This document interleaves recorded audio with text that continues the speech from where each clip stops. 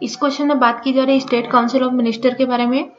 Okay, तो first statement देखते हैं। The constitution specify the size of state council of minister and ranking of minister. ठीक है, means constitution में जो साइज है स्टेट काउंसिल ऑफ मिनिस्टर की वो दी गई है।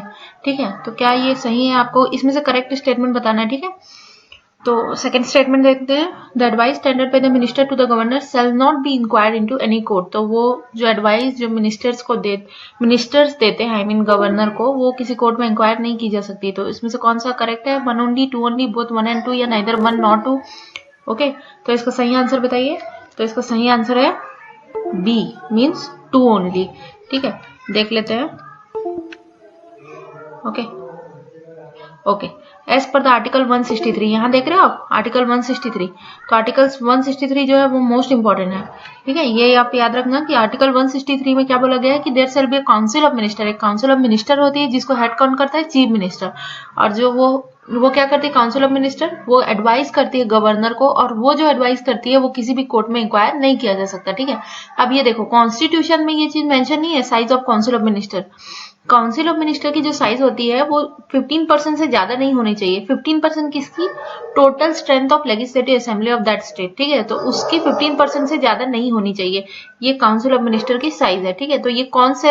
ये 91st अमेंडमेंट एक्ट 2003 से ऐड किया गया। तो क्या ये ओरिजिनल कॉन्स्टिट्यूशन में था? नहीं, ओरिजिनल कॉन्स्टिट्यूशन में ऐसा कुछ भी नहीं था। ओके, तो कितना होना चाहिए? या तो 12 होना चाहिए। देखो ये वाली स्टेटमेंट भी इंपॉर्टेंट है, या तो 12 होनी चाहिए, ठीक है, या फिर लेस देन, मीन्स मिनिमम 12 होना चाहिए मिनिमम, और मैक्सिमम जो है वो लेस देन 15% होना चाहिए। ठीक है, तो ये वाली स्टेटमेंट याद रखना। नेक्स्ट क्वेश्चन देखते हैं। ओके, नेक्स्ट क्वेश्चन में बात की जा रही है यूनियन मिनिस्टर के बारे में। फर्स्ट स्टेटमेंट है person can not become a minister without being a member of parliament. ठीक है, मेंबर ऑफ पार्लियामेंट बिना बने वो मिनिस्टर नहीं बन सकता, मीन्स। ओके, सेकेंड है the salary and allowances of minister are mention in the constitution. ठीक है, तो आपको बताना है कौन सी स्टेटमेंट करेक्ट है। करेक्ट पूछा है यहाँ पे, इनकरेक्ट नहीं पूछा है। ठीक है, ये अच्छे से पढ़ा कीजिए आप। ठीक है, तो फर्स्ट वाला स्टेटमेंट है, फर्स्ट है 1 ओनली, 2 ओनली, बोथ 1 and 2, या नाइदर 1 nor 2। ओके, तो देखो इसका आंसर क्या है? डी। इट मीन्स इसका आंसर हो गया नाइदर 1 nor 2। ठीक है, क्यों? क्योंकि यूजुअली देखो इसमें क्या बोला गया है कि person can not become a minister. तो क्या ऐसा होता है? नहीं, उसके पास 6 मंथ का टाइम रहता है। जो भी पर्सन इलेक्ट होके जाता है ना, उसके पास 6 मंथ का टाइम रहता है ताकि वो मिनिस्टर है वो बन जाए, जो भी पर्सन है वो मिनिस्टर बन जाए। ठीक है, ओके, तो ये देख लो आप इसका एक्सप्लेनेशन। तो यूजुअली क्या होता है कि जो मेंबर नहीं रहता है इधर हाउस ऑफ पार्लियामेंट, ठीक है, उनके पास 6 मंथ का टाइम रहता है, 6 कॉन्जिक्यूटिव मंथ का। अगर वो 6 मंथ के अंदर मिनिस्टर नहीं बनते हैं तो they shall cease to be a minister. ठीक है, फिर वो मिनिस्टर नहीं रहेंगे। ठीक है, and the salary and allowances जो है वो डिटरमाइन बाय द पार्लियामेंट। वो पार्लियामेंट डिटरमाइन करती है, ना कि वो मेंशन है कॉन्स्टिट्यूशन में। तो वो कॉन्स्टिट्यूशन में मेंशन नहीं है, वो कौन डिटरमाइन करता है? पार्लियामेंट। नेक्स्ट क्वेश्चन देखते हैं। नेक्स्ट क्वेश्चन में बात की जा रही है division of power of taxation between centre and state. तो आपको बताना है कौन सी स्टेटमेंट करेक्ट है। ठीक है, first statement the power of taxation on subject enumerated in concurrent list. ठीक है, lies exclusively with the parliament. Parliament के पास होता है कंकरेंट लिस्ट का जो पावर होता है, वो टैक्सेशन का पावर। ठीक है, सेकंड स्टेटमेंट है the power to impose taxes on subject not enumerated in any list. ठीक है, अब कोई से भी लिस्ट में जो नहीं हो वो किसके पास रहता है? वो पावर स्टेट लेजिस्लेचर के पास रहता है। तो आपको बताना है 1 ओनली, 2 ओनली, बोथ 1 and 2, या नाइदर 1 nor 2। तो सही आंसर क्या है? सही आंसर है डी, नाइदर 1 nor 2। क्यों? क्योंकि देखो 3 लिस्ट होती है, तो आपको पता होगा union list, state list and concurrent list. ठीक है, तो यूनियन लिस्ट का पावर किसके पास होता है? उसमें कोई भी जो सब्जेक्ट है, मीन्स यूनियन लिस्ट में जो इतने जो सब्जेक्ट्स रहते हैं उस पे लॉ बनाने का पावर किसके पास होता है? पार्लियामेंट का। स्टेट लिस्ट पे जो सब्जेक्ट है उस पे लॉ बनाने का पावर किसके पास होता है? स्टेट लेजिस्लेचर का। और कंकरेंट लिस्ट वहां पे कौन वर्क करता है? Both parliament and state legislature दोनों वर्क करते हैं। ठीक है, अब रेसिडुअरी पावर क्या होता है? ऐसे लिस्ट होते हैं, देखो कुछ ऐसे भी चीज होता है जो ये तीनों में नहीं आते, मीन्स यूनियन लिस्ट में नहीं आते, स्टेट लिस्ट में नहीं आते, कंकरेंट लिस्ट में नहीं आते, तीनों में नहीं आते, तो उन्हें हम बोलते हैं रेसिडुअरी पावर। ठीक है, तो इसकी जो पावर रहती है किसके पास होती है? Power of taxation. ये किसके पास होती है? ये exclusively lies with the parliament. Okay, vice president का जो रोल होता है as a chairman of Rajya Sabha, ठीक है, उसके बारे में बोला गया है।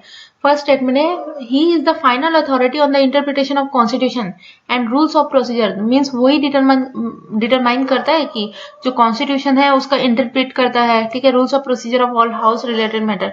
सेकंड है his ruling constitute president which are of binding nature की होती है उसकी ruling. He determines weather a Rajya Sabha member stand to be disqualified on the ground of defection, तो डिफेक्शन के केस में कौन डिसाइड करता है, प्रेसाइडिंग ऑफिसर डिसाइड करता है, ठीक है।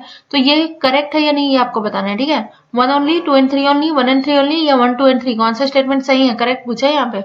ओके, तो इसका आंसर है डी। ओके, 1, 2 एंड 3 सब होगा इसका आंसर, ठीक है। क्यों होगा देख लो, देखो ये राइट होता है, ये चेयरमैन के पास ये राइट होता है कि वो इंटरप्रेट करता है कॉन्स्टिट्यूशन, और हाउस से रिलेटेड जो भी मैटर होता है ना, कोई भी आर्ग्यूमेंट या कोई कंट्रोवर्सी, तो उसको इंटरप्रेट कौन करता है, उसका प्रिसाइडिंग ऑफिसर करेंगे, ठीक है। तो राज्यसभा का प्रिसाइडिंग ऑफिसर कौन होता है, वाइस प्रेसिडेंट, जो उसका चेयरमैन होता है, ठीक है। तो that is generally delivered by the chairman on the floor of the house, ठीक है। और 10 शेड्यूल से जो भी रिलेटेड मैटर होता है उसे प्रिसाइडिंग ऑफिसर ही डिसाइड करता है, चाहे वो लोकसभा का हो या राज्यसभा का हो, ठीक है। तो राज्यसभा का होगा तो राज्यसभा के जो प्रिसाइडिंग ऑफिसर है वो वाइस प्रेसिडेंट होता है, और लोकसभा के स्पीकर होते हैं, तो वही डिसाइड करते हैं, ठीक है, 10 शेड्यूल से रिलेटेड। अब 10 शेड्यूल के बारे में और भी जान लो। 10 schedule was inserted in the constitution in 1985, तो ये राजीव गांधी के टाइम पे इंसर्ट हुआ था 10 शेड्यूल, ठीक है, by the 52nd amendment act. तो ये चीज आप याद रखना, ये मोस्ट इंपॉर्टेंट है। हेंस 1, 2 एंड 3 सारा क्या है, सारा स्टेटमेंट करेक्ट है। ओके, अब नेक्स्ट क्वेश्चन देखते हैं। नेक्स्ट क्वेश्चन में बात की जा रही है स्पीकर ऑफ द लोकसभा के बारे में। देखो अभी हमने पढ़ा ना, लोकसभा का प्रिसाइडिंग ऑफिसर कौन होता है, स्पीकर होता है, तो इसके बारे में देख लेते हैं। फर्स्ट क्वेश्चन में बात की जा रही है date of election of the speaker is fixed by pro tem speaker, ठीक है। तो प्रोटेम स्पीकर आप सबने सुना होगा, जिस टाइम के लिए स्पीकर नहीं रहता है उस टाइम के लिए प्रेसिडेंट क्या करता है, एक स्पीकर अलॉट करता है, ठीक है। जैसे ही एक पार्टी क्या होती है, एक देखो 5 ईयर की जो पीरियड होता है, ठीक है, गवर्नमेंट का, उसके बाद जब वो डिसॉल्व हो जाती है, ठीक है, लोकसभा डिसॉल्व हो जाती है, जब नया लोकसभा बनता है तो उसमें कोई स्पीकर नहीं होता, तो प्रेसिडेंट क्या करता है, एक नया प्रोटेम स्पीकर, एक न्यू स्पीकर या प्रोटेम स्पीकर अपॉइंट करता है, ठीक है, जो सबसे ओल्डर होता है उस हाउस में उसको, ठीक है। तो वो क्या करता है, उसके क्या क्या फंक्शंस होते हैं ये मैं आपको क्वेश्चन के बाद बताऊंगी, ठीक है। The speaker being a member of the ruling party vacate his office as soon as the Lok Sabha is dissolve. तो कौन सा स्टेटमेंट करेक्ट है ये आपको बताना है, 1 ओनली, 2 ओनली, बोथ 1 एंड 2 या नाइदर 1 नॉट 2। ओके, तो इसका आंसर है डी, बिकॉज देखो स्पीकर क्या कौन इलेक्ट करता है, स्पीकर का जो इलेक्शन है, ठीक है, वो तो देखो लोकसभा के जो मेंबर है वही स्पीकर को इलेक्ट करते हैं, ठीक है, but date is fixed by the president. अब इसमें आपको कंफ्यूजन, इसमें क्या है, यूपीएससी ऐसे ऐसे कंफ्यूजन से क्वेश्चंस पूछ लेता है, ठीक है। तो जो डेट ऑफ इलेक्शन है वो कौन फिक्स करता है, वो प्रेसिडेंट फिक्स करता है, ठीक है, बट स्पीकर को इलेक्ट कौन करता है, जो लोकसभा के जो मेंबर्स होते हैं ना वही स्पीकर को इलेक्ट करते हैं। ओके, है स्टेटमेंट 1 इज नॉट करेक्ट। अब सेकंड स्टेटमेंट देख लो, बोल रहे हैं स्पीकर जो है वो इमीडिएटली अपनी ऑफिस को वैकेट करता है। तो क्या ऐसा होता है, इमीडिएटली वैकेट करता है, नहीं, वो तब तक रहता है जब तक न्यू स्पीकर फिर से नहीं आ जाता, ठीक है, जब तक न्यू स्पीकर इलेक्ट नहीं हो जाता। ओके, अब नेक्स्ट क्वेश्चन देखते हैं। नेक्स्ट क्वेश्चन में फिर स्पीकर के बारे में बात की जा रही है। तो speaker of the Lok Sabha derive his her power and duties from, किससे डिराइव होता है, constitution of India, rules and procedure and conduct of business of Lok Sabha या पार्लियामेंट्री कन्वेंशन। तो आपको करेक्ट आंसर चूज करना है, 1 ओनली, 2 ओनली, 2 एंड 3 ओनली या 1, 2 and 3। तो इसका आंसर क्या है, आंसर दीजिए कमेंट सेक्शन में। तो इसका आंसर है डी, 1, 2 एंड 3। देख लो, तो स्पीकर जो है ये सबसे पावर डिराइव करता है, ठीक है, कॉन्स्टिट्यूशन से, रूल्स ऑफ प्रोसीजर, और जो हाउस से रिलेटेड जो भी मैटर होते हैं वो, पार्लियामेंट्री कन्वेंशन, ठीक है, और रेसिडियरी पावर। मान लो कोई चीज ये तीनों में भी नहीं है तो स्पीकर अपने मन से रूल्स बना सकता है, ठीक है। तो नेक्स्ट क्वेश्चन देखते हैं। नेक्स्ट क्वेश्चन में बात की जा रही है प्रोवाइड इंडिपेंडेंस ऑफ जुडिशियरी, ठीक है, मीन्स रिमूवल ऑफ जजेस के बारे में बात की जा रही है। देखो जुडिशियरी की इंडिपेंडेंस बहुत ज्यादा इंपॉर्टेंट है। अब रिमूवल ऑफ जजेस of supreme court and high court, अब ये कितना ज्यादा मिलता जुलता है, ठीक है, is made extremely difficult by the constitution. तो कौन सा स्टेटमेंट करेक्ट है, करेक्ट स्टेटमेंट आपको बताना है।